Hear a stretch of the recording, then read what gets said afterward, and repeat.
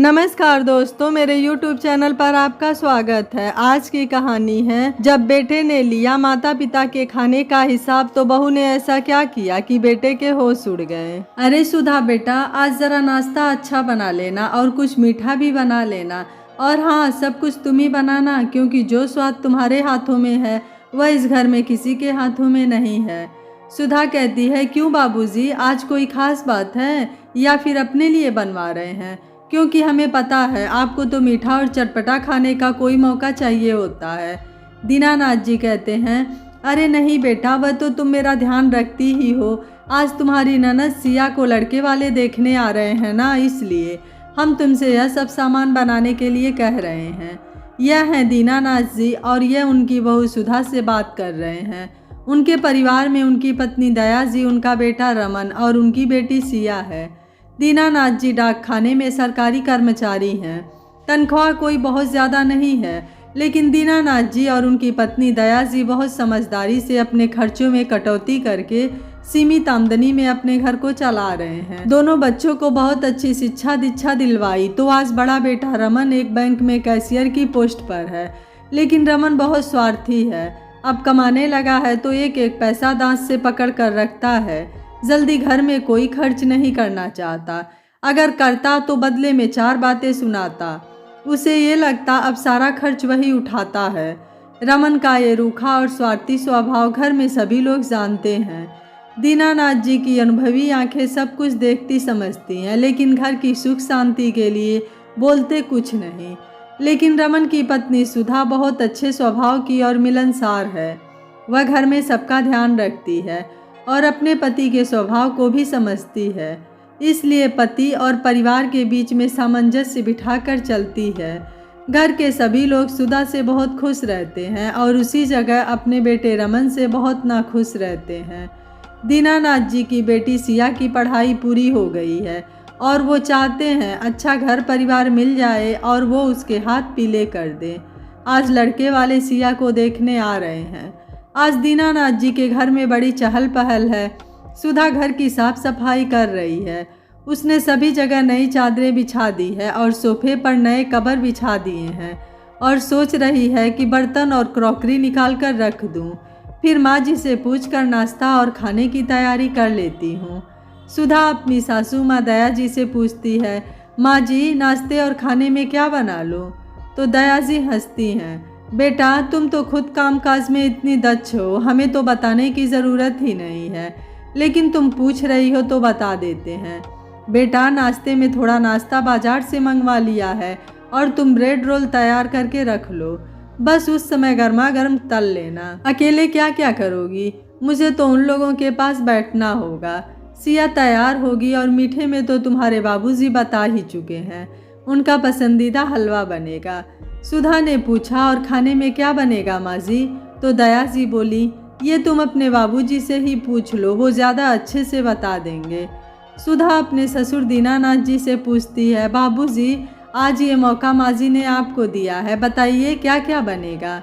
दीनानाथ जी बताते हैं, बेटा मलाई कोफ्ता वो तो तुम बहुत लाजवाब बनाती हो। टमाटर आलू की लटपटी सब्जी, सूखी गोभी मटर आलू की सब्जी, फलों का रायता, खट्टी मीठी चटनी, सलाद वगैरह तो होंगे ही, और पालक चुकंदर की पूरियाँ, दाल की कचौड़ियाँ, ये सब गर्मा गर्म उतार लेना और मीठा बाजार से आ जाएगा। दीनानाथ जी खाने पीने के बेहद शौकीन इंसान हैं।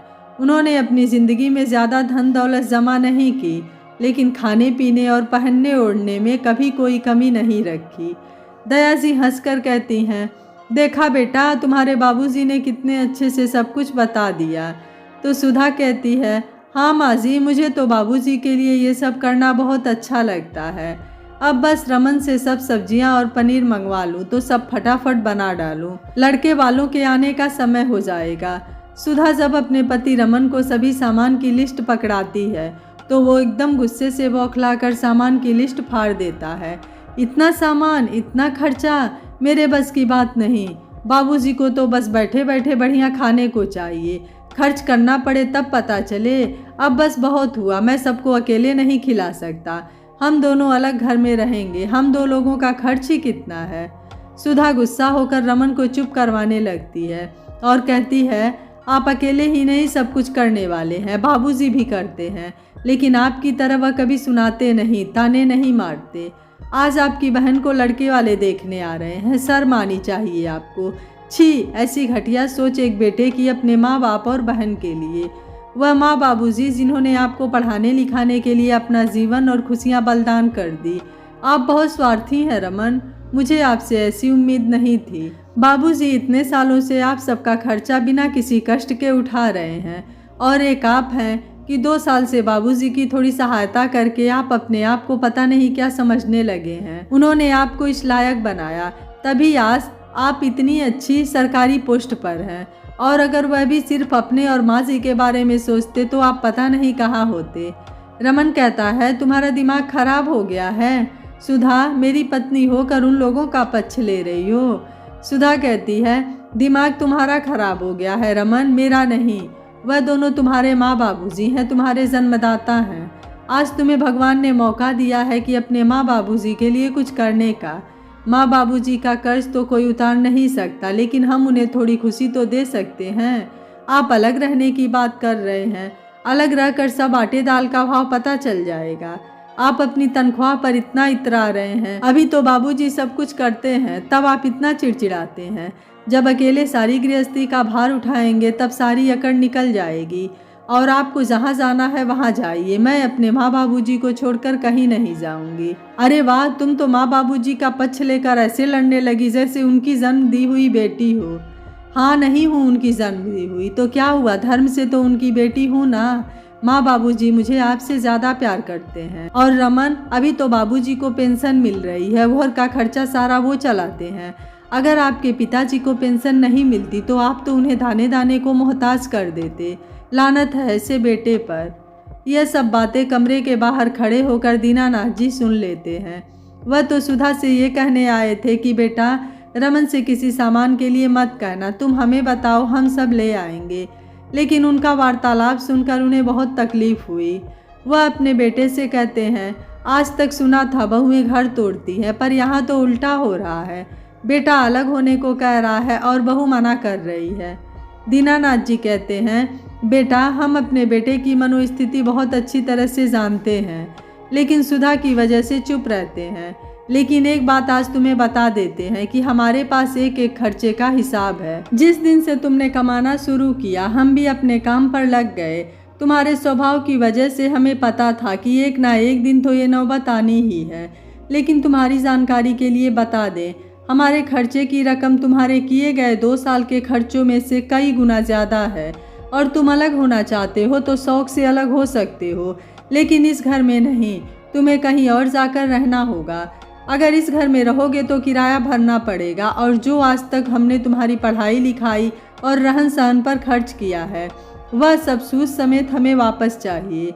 आज तक हमने कभी ताना नहीं मारा, और हमने और तुम्हारी माँ ने तुम्हें अच्छा जीवन और शिक्षा देने के लिए अपनी इच्छाओं को हमेशा दबाया।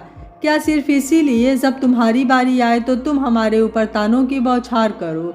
खैर, कोई बात नहीं, हम आज भी अपने परिवार का खर्चा उठाने में सक्षम हैं, तुम्हारे ऊपर ही निर्भर नहीं हैं।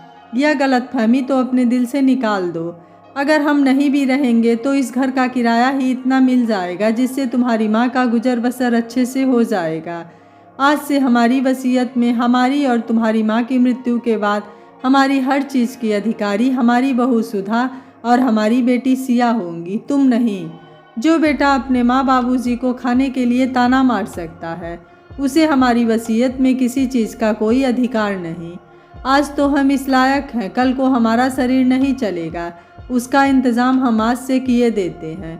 सुधा बेटा, तुम जीवन भर बहुत खुश रहोगी और हमें तुम पर गर्व है। हर घर में अगर तुम्हारे जैसी बहू आए तो हर घर स्वर्ग बन जाए, लेकिन यहाँ तो हमारा अपना खून ही स्वार्थी हो गया है। यह सब सुनकर रमन का सिर शर्म से झुक गया और कुछ बोलने के लिए उसके मुंह से शब्द ही नहीं निकले। उसे अपने किए पर पछतावा हो रहा था, लेकिन अब पछताने से क्या होता है। रमन को पहले समझना चाहिए था कि जो माँ बाबूजी आजीवन खुशी खुशी अपनी जिम्मेदारियों का निर्वहन करते हैं, जब उनकी बारी आती है तो बच्चे इतना गलत बर्ताव क्यों करते हैं। आपको बाबूजी का फैसला कैसा लगा, आप मुझे अपनी राय कमेंट बॉक्स में जरूर दीजिएगा। वीडियो पसंद आया है तो वीडियो को लाइक शेयर एंड चैनल को सब्सक्राइब कर लीजिएगा। Thank you for watching. मिलते हैं अगली कहानी में।